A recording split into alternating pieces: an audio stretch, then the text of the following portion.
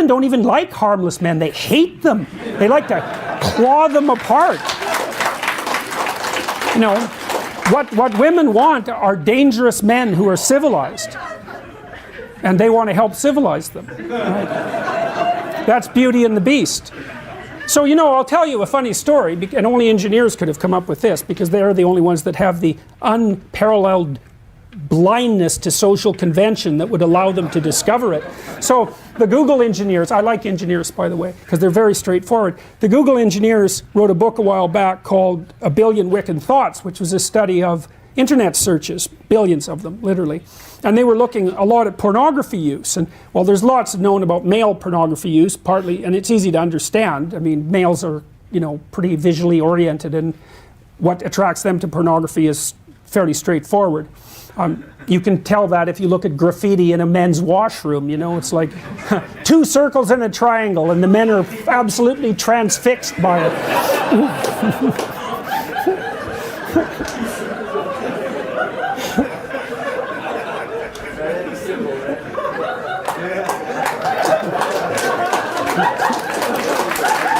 So, for women, the story is more complex. They use pornography too, but it tends to be literary, because women tend to like words more than they like visual stimuli. And so the Google guys tried to track down the archetypal structure of, well, they didn't use those words, of female pornography use. And so some of you know, how many of you know what a Harlequin romance is?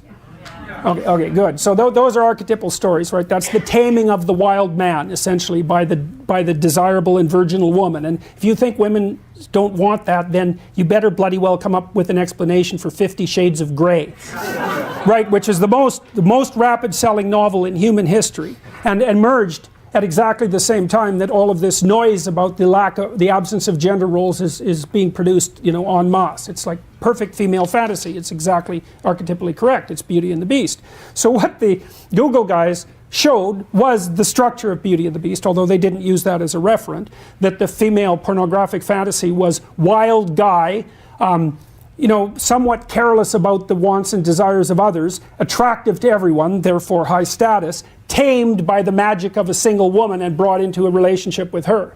Okay, so, but here's the comical part. This just made me laugh, man. It was like, what were the 5 categories of most desirable male entity used most broadly in female pornography?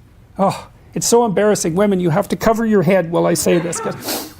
Vampire, werewolf, billionaire, surgeon, and pirate.